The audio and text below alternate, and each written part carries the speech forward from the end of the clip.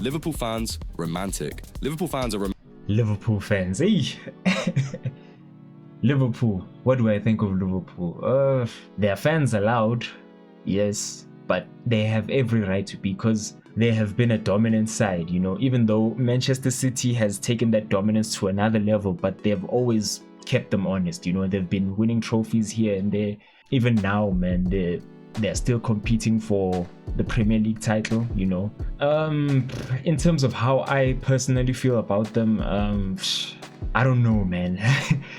Liverpool is one of those clubs. I don't like it when they beat my team, but I don't hate them per se. But I've always found their football too boring to watch. It's just chaos on a football pitch, man.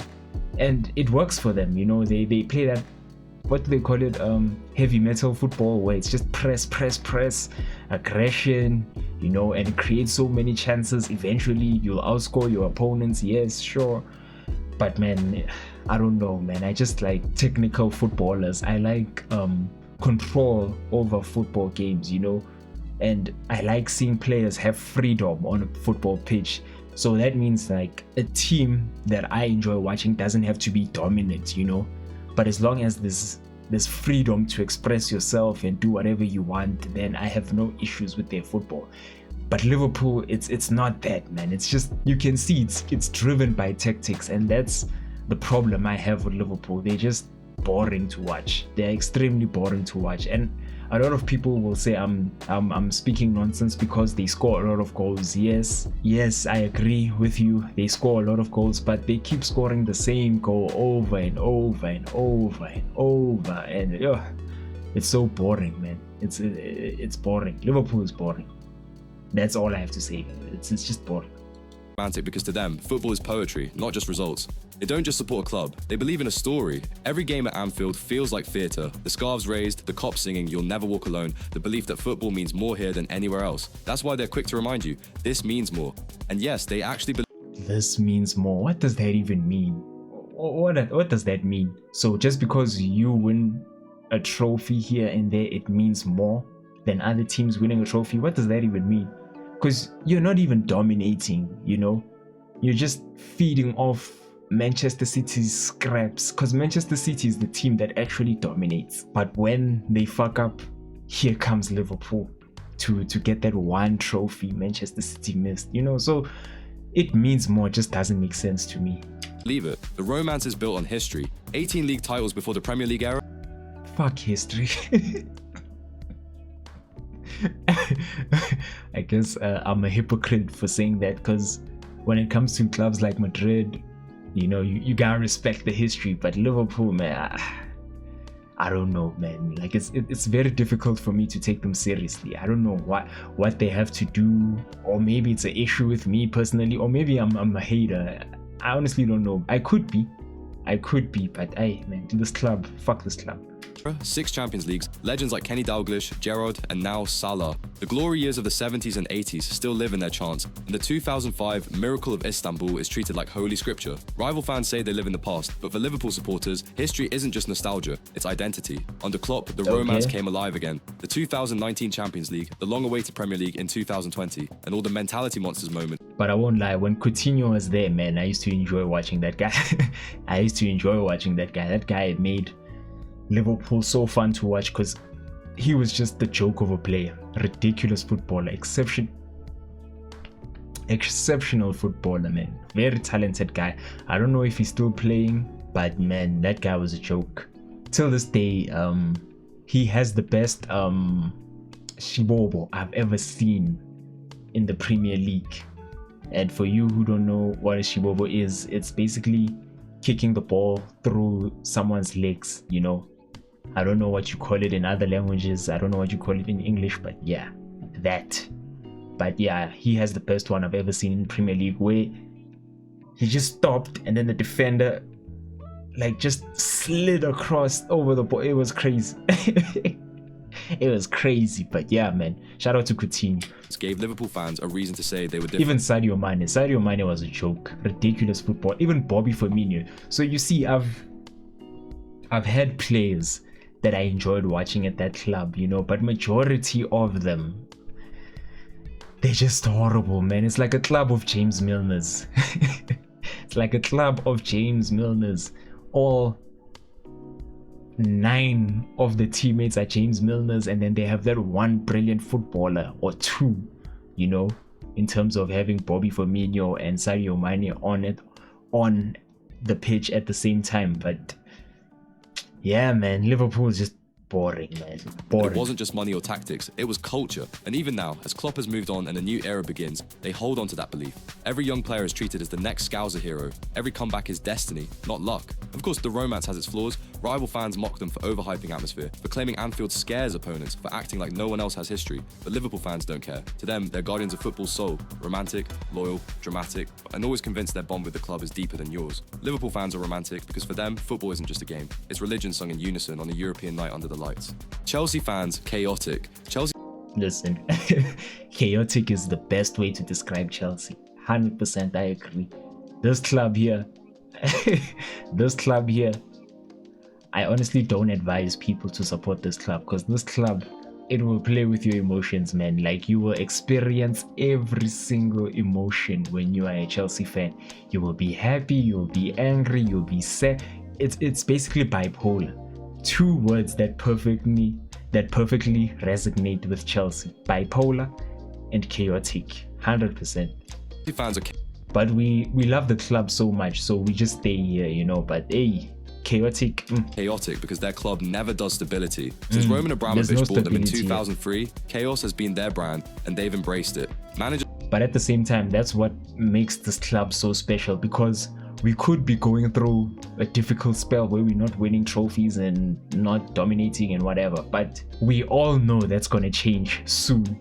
We expect it to change soon, because when things don't go a certain way in this club, things just change immediately.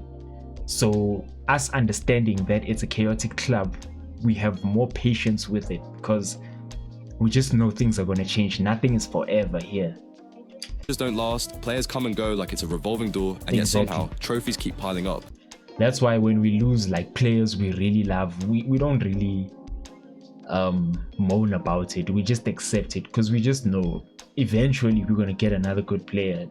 There's no consistency. 2 Champions Leagues, 5 Premier League titles, and now the 2025 FIFA Club World Cup, where they conquered the world, beating the very best from every continent. Rival fans may call it a plastic trophy. Chelsea supporters call it proof. Proof that no matter how messy things get, they always find a way to end up on top and live for the drama. One week they're a mid-table disaster, the next they're world champions. 100%. When they won the Champions League in 2012, it was with an interim manager and a squad everyone had written off. When they did it again in 2021, same story. New coach, new chaos, same result. And against Manchester City, think about that. And then that was a Manchester City we all expected to win the Champions League, but yet Chelsea managed to do it somehow. And now in 2025, with the squad still figuring itself out, they add a global crown to the cabinet. Chelsea fans expect the unexpected, because history has taught them that even at their worst, they're only a few months away from pulling off something insane. Under Todd Bowley, the chaos has hit new levels. Record-breaking transfer windows, half a squad under 23, hundreds of millions spent, and still inconsistent in the league. Rival fans mock them for football manager. But one thing I don't like about this new recruitment style is we spend a lot of money. Like, I'm sure we've reached like 2 billion, but when you look at our squad on paper, it's still not a 2 billion squad, you know. Yeah, sure, there's like exceptional players, but it's not the whole team, it's just a few of them. And to have a few brilliant players after spending 2 billion, it just doesn't make sense to me, you know. But hey, signings, but Chelsea fans just shrug, because for them, chaos is normal, and somehow chaos brings trophies. And I miss Jackson, man. I miss Jackson. This guy should come back, man.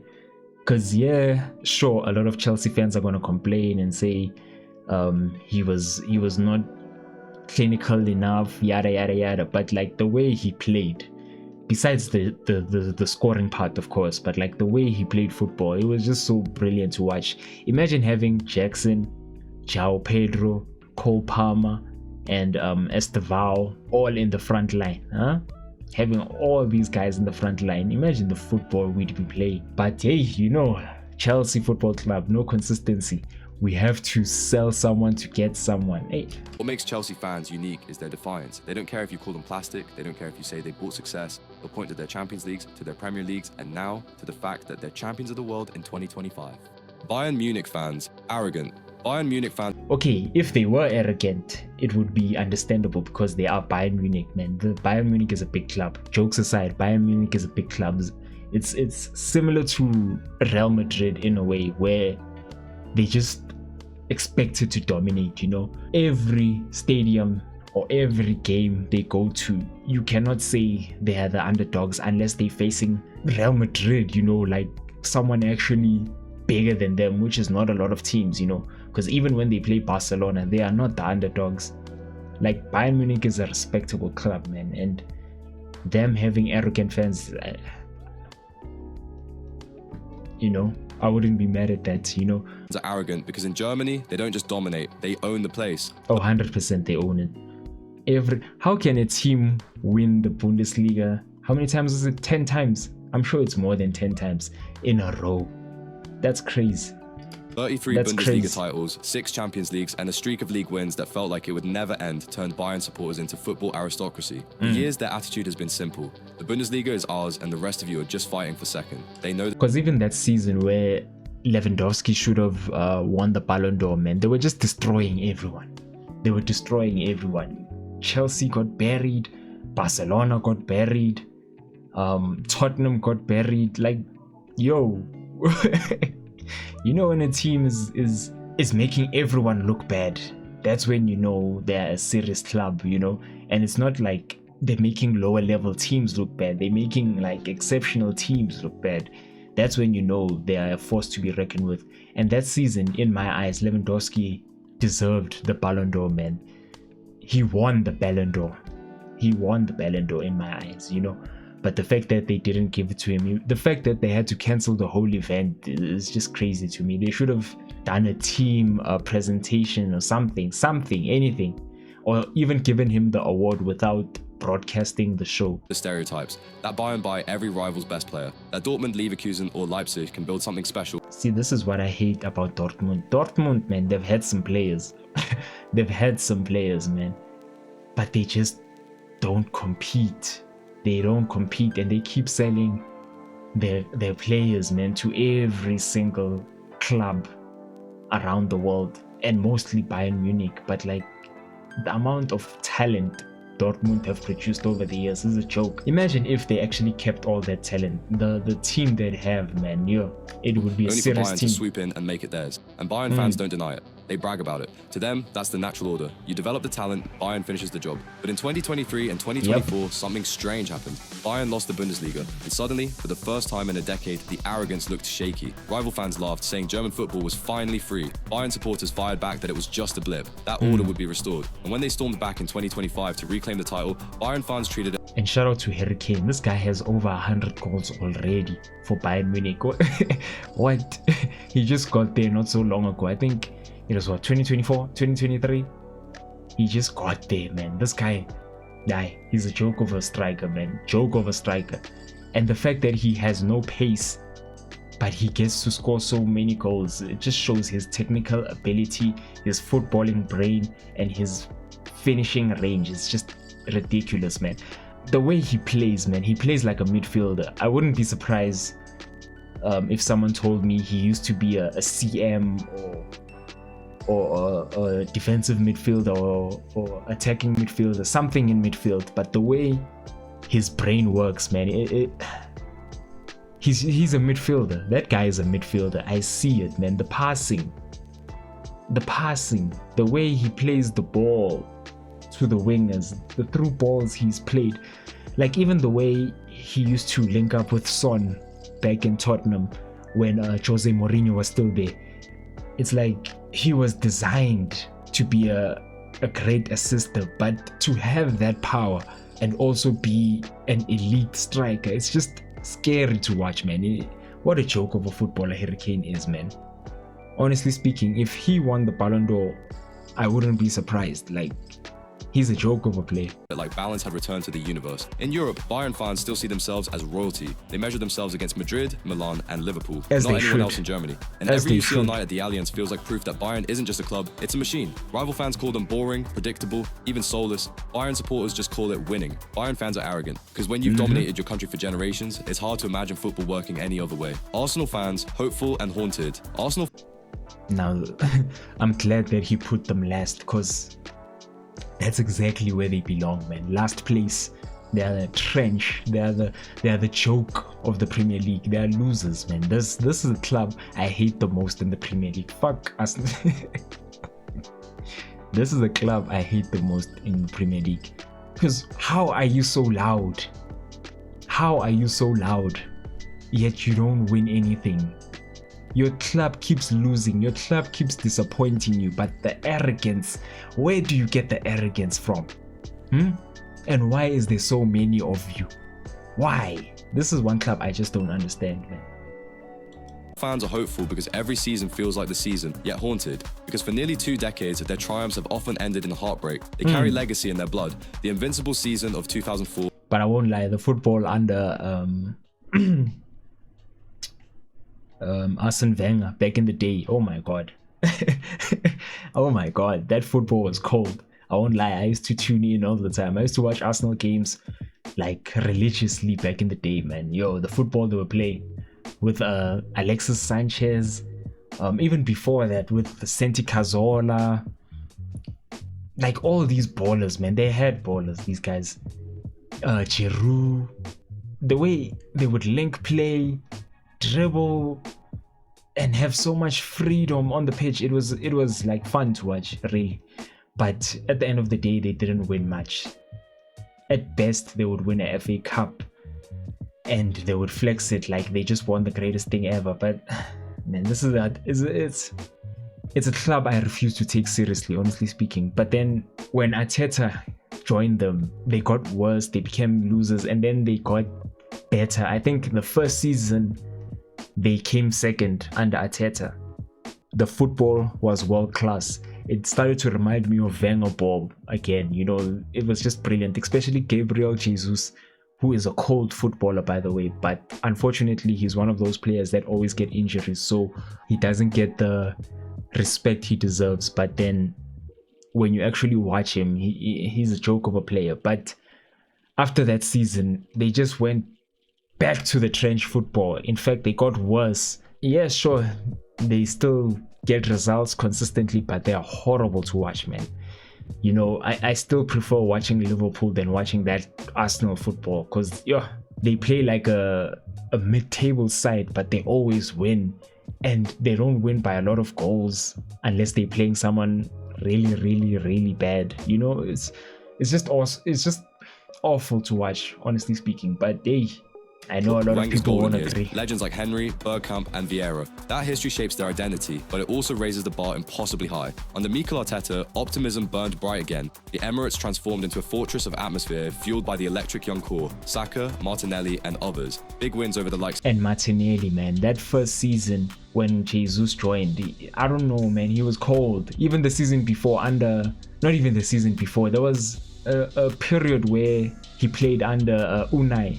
My god, Martinelli was brilliant, man. He was so fun to watch. He was dribbling, doing so many things, and he wasn't just dribbling like how he's dribbling now. His head was up.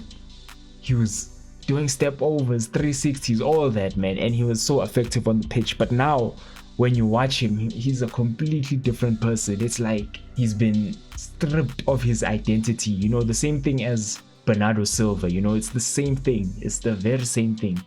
They were a joke of players, you know. They were ridiculous. They were so fun to watch. But then when you watch them now in 2025, man, they're a shadow of themselves. They're just bad.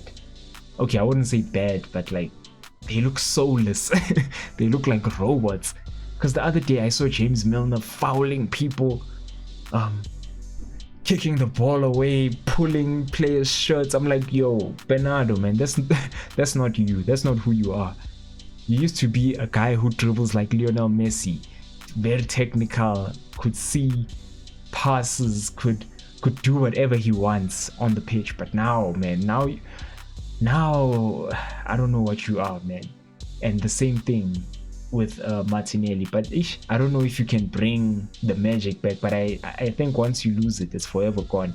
Of City, Liverpool, or Spurs fueled trust the process vibes across social media. Trust the process? What process? What process? When you talk about a process, there has to be a conclusion to the process. We can't just be in a process forever. No. Felt close for years, but almost is still not winning. What sets Gooners apart is their unshakable hope. They yearn for beautiful football, homegrown talent, a return to past glory, even when reality says otherwise. Homegrown talent. Who is homegrown talent besides Saka? I'm trying to think. Nwaneri, Saliba, Timber, maybe, I don't know. Whatever. Arsenal fans are hopeful and haunted, eternally chasing their golden past and always believing that next season their moment will finally arrive. Thank you for watching, and if you enjoyed this video, you will love this one.